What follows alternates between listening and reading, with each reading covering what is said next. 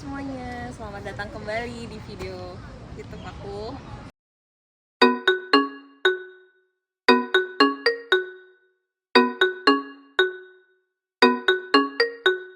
Di sini udah ada dua bintang tamu yang kece. Ada dua kakakku, di sini ada Kak Aul. Buka Kak? Dan di sini ada Kak Lisda. Hai, aku Aulia. Dah. Aku ambilnya masyarakat. Nah, di sini juga ada Kak Lisda. Halo, tadi udah disebutin nama aku Lisda. Masuk di term 3 2024 sama Kak Ferin dan Kak Aul. Jurusan aku ngambil jurusan Master Oke, jadi hari ini kita bakal ngebahas bareng Kak Aul dan juga Kak Lisda. Karena kebetulan memang seperti yang disampaikan, kita masuk di term yang sama, term 3 ya. Jadi kita baru melaksanakan satu term kuliah di UNSW dengan jurusan beda-beda, architecture, translation, dan aku law.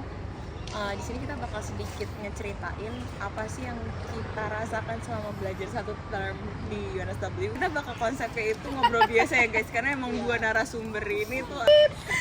Oke, mungkin dari Kak Aul dulu, gimana sih Kak? Kagetnya ada. Waktu itu juga sempat mikir apa salah ya masuknya tuh di term 3 gitu, bukan term 1. Tapi ternyata waktu dijalani nggak sesulit itu juga term yang kemarin. Mungkin karena waktu itu juga baru ambilnya 12 SKS-an. Dan memang beberapa materi baru yang dikenal ya, yang kayak memang sebelum-sebelumnya di Indonesia nggak pernah dipelajari. Tapi beberapa juga ternyata materi-materi di Indonesia itu sangat bisa diterapkan di sini. Tapi kakak sebenarnya sempat ada kagok-kagoknya nggak tuh Kak? Kagoknya itu Pas di awal masuk. space deadline-nya sih sebenarnya. Tiap minggunya harus ada progres, meskipun kayak sikut tapi tetap harus ada progres, tetap harus ngomong, aktif di kelas, menghubungi tutornya terus gitu kan, biar tetap bisa dapat nilai lah, dapat kredit di situ. Karena buat dapat nilai di sini ternyata susah. Kalau Kak Aul kebetulan emang ngambil 2 mata kuliah ya Kak ya? Iya, semester kemarin. Jadi emang kalau di Australia, di khususnya di UNSW itu biasanya satu term kita ada 3 bulan ya Kak ya? Iya. Ada 3 bulan, sekitar 3 sampai 4 bulan. Itu tuh maksimal kita ngambil mata kuliah yang 3, tapi bisa ngambil 2 juga kayak Kak Aul. Kalau Kak Lisda gimana tuh Kak? Kalau aku kemarin aku juga ngambil cuma 2 mata kuliah. Karena aku mikirnya di term pertama ini kayaknya kita harus adaptasi terlebih dahulu ya. Apalagi apa namanya, memang dari awal aku udah tahu sistem pendidikan di sini kan akan berbeda dengan di Indonesia. Sebelum aku masuk ada banyak reading list yang harus aku baca dulu, dan salah satu mata kuliah itu ada banyak activities. Aku nggak tahu kalau kalian gimana, ketika kayak aku ada banyak activities yang harus aku udah jawab dulu, itu bisa sampai 7 activities, dan itu menurutku emang apa namanya sangat Time consuming. iya, time consuming banget. Even cuma 2 mata kuliah tapi ternyata tetap berat juga ya. Dan ini juga penting yang harus dicatat oleh teman-teman ketika kita masuk di apa ya, kita memulai kampus atau milih mata kuliah, benar-benar diperhatikan mata kuliah apa yang akan diambil. Karena kalau di sini, apalagi di luar negeri itu, contohnya di MSW ada beberapa mata kuliah yang hanya bisa diambil di term tertentu. Oh iya, Gitu. ada. Itu yang harus dicatat. Jadi salah satu hal yang sangat aku ingat banget, pada saat itu aku belum Moodle ya, itu mata kuliahnya belum masuk, Moodle aku belum muncul, jadi aku nggak bisa tahu itu sebenarnya week 1 itu aku belajar apa. Itu sangat-sangat krusial banget, karena pada saat pertemuan pertama aku mikirnya nih masih introduction maybe, atau mungkin masih ada materi bahasa basi, tapi ternyata ketika aku masuk kelas aku langsung ditanya. Pribadi mungkin ini yang agak bedanya ya, kakak kan berdua ngambil 2 mata kuliah doang pas di term 1, di term 3 ya, karena kita masuk term 3 teman-teman. Nah kalau aku pribadi kemarin harus ngambil 3 agak lain. Sangat Sangat berani. Ya sebenarnya aku juga diingetin kan sama senior kita, kalau misalkan lebih baik tuh di awal-awal emang kayak tadi kakak ngambil 2 aja, karena adaptasi. Karena pertama banyak anak-anak yang mulai studi itu udah cukup lama dari mereka terakhir belajar gitu kan. Kita berdua ya. Iya, makanya jadi udah agak lupa pace-nya.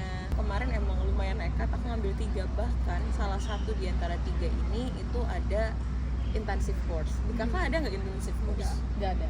Oh nggak ada ya. Kalau di law kita ada intensive course. Jadi tuh dia kuliah dari jam 9 pagi sampai sore. Aku ada. enggak. Aku ada. Tapi ada? namanya studio, desain studio. Dan Oh. itu kalau di Indonesia juga ada nama desain Oh, studio. desain studio. Ini juga ada studionya sampai 5. Oh, slide info kalau Kak Aul ini 2 tahun ya Kak ya Iya. pendidikannya. Kalau Kakak Aku 1 tahun 7 bulan. 1 tahun 7 bulan, kalau aku cuma 1 tahun guys. Jadi emang apa Iya, namanya? beda jurusan, beda. Iya, beda berdasarkan beda major masa makanya. studinya. Betul. Aja ya. juga kalau di sini tuh apa namanya, kita walaupun cuma 2 mata kuliah tapi akan menjadi 4 kelas karena kita ada lecture sama tutorial. Iya. Nah, lecture sama tutorial ini juga beda dosennya gitu. Iya, Jadi beda benar-benar. kelasnya, beda, bahkan bisa beda hari, misalnya lecture-nya hari ini, tutorialnya besok, jadi gitu. Karena kalau lecture itu lebih ke memahami teorinya atau materi-materi, sedangkan tutorial kita lebih ke praktisnya seperti apa. Jadi memang benar-benar ya itulah yang sangat membedakan dengan di Indonesia.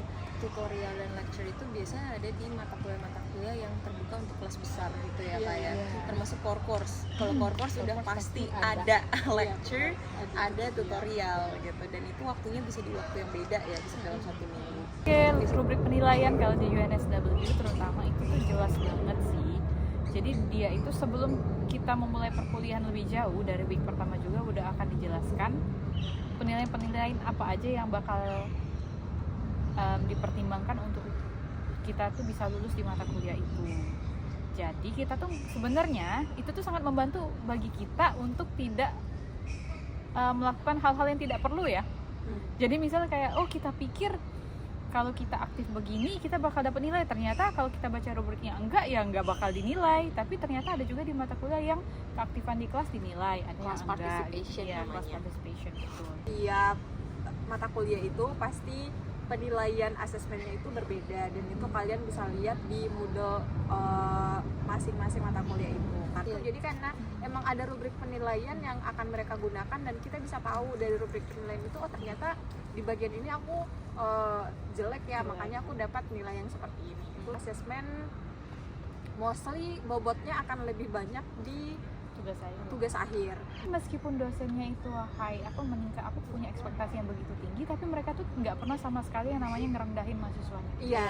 Jadi Mereka meskipun selalu meskipun menurut mereka kerjaan kita tuh nggak bagus ya, maksudnya bukan bagus, kurang baik gitu kan, nggak yang sampai ekspektasi yang tinggi banget, atau nggak sampai yang rubrik penilaian tuh kayak bagus semua tuh enggak, tapi mereka selalu encourage, this is interesting, this is Iya. new. Padahal Oh, iya. itu belum It's mengartikan okay, ya, it's dia okay. mengartikan itu bagus atau enggak.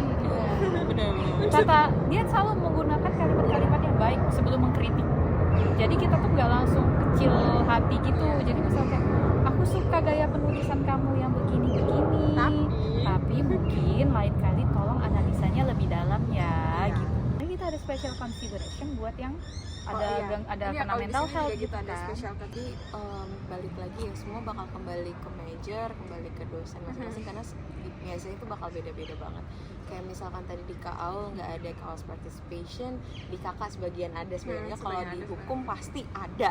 Itu hal yang sempet bikin aku agak shock sama perkuliahan di sini, karena di Indonesia tuh terbiasa sama metode belajar yang satu arah gitu kan, dari dosen ke mahasiswa. Kita iya, kita bagian kayak oke, dengerin gitu. Paling Iya, kalau iya. emang ada pertanyaan baru nanya. Tapi Iya. kalau di sini tuh benar-benar di encourage banget buat kita tuh speak up. Iya, iya, ini benar Nggak sih. boleh Kalau diem misalnya gitu. kayaknya kita tuh dituntut untuk bisa critical thinking-nya. Betul. Jadi ketika kalian masuk di kelas itu bukan disuapi materinya ini apa, tapi langsung ditanya setelah ini di reading kalian apa yang kalian dapatkan. Iya, benar. Kalian gimana? Jadi Ditanya. langsung diskusi di dalam kelas. Jadi Betul. materi itu nggak lagi dari dosen karena emang udah disediain kan. Makanya kita ada namanya reading list itu.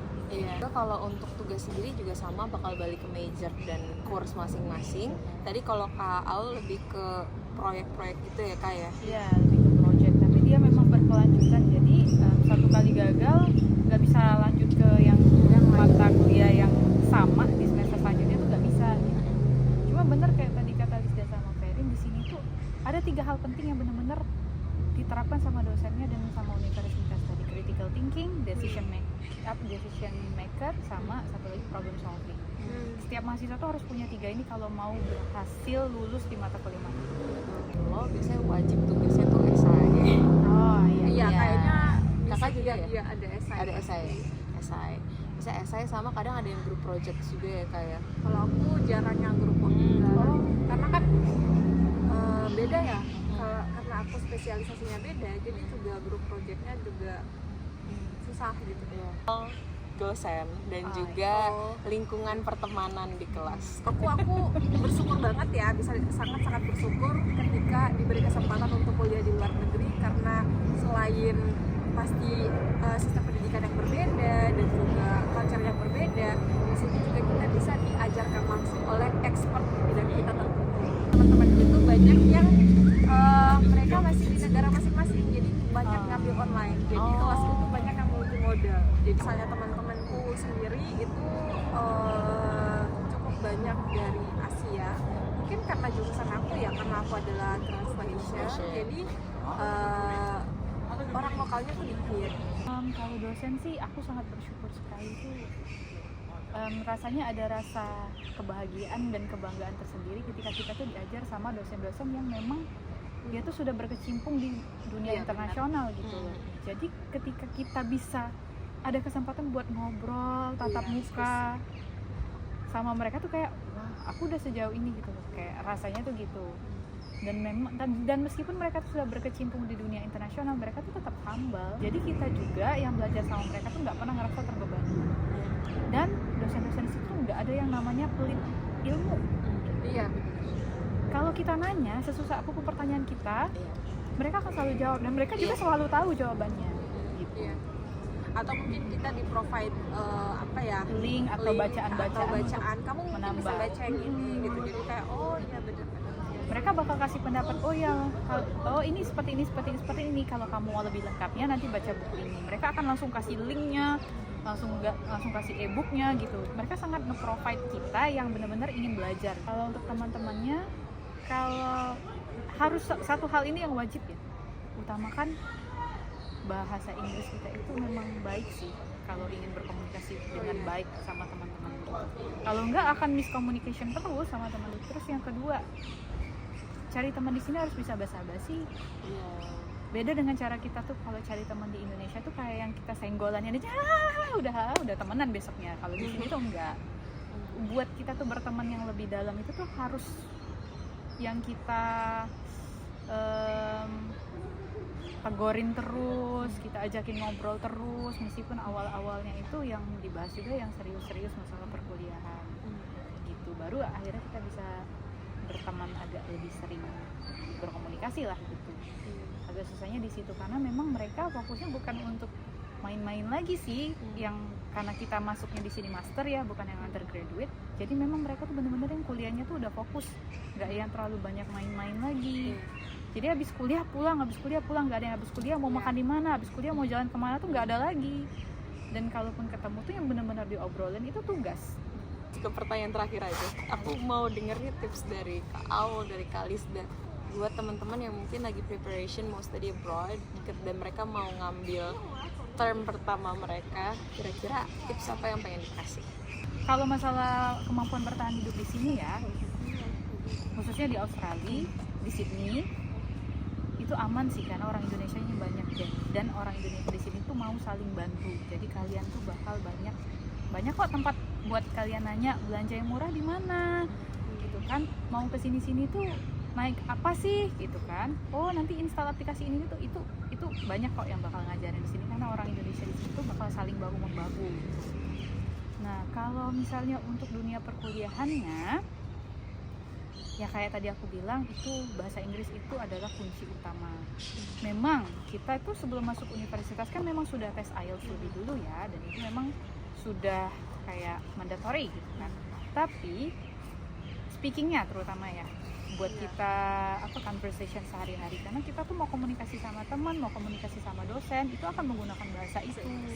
Nah kalau kita mau menyampaikan maksud kita itu tadi dengan terbata-bata, kadang ada miscommunication atau misleading.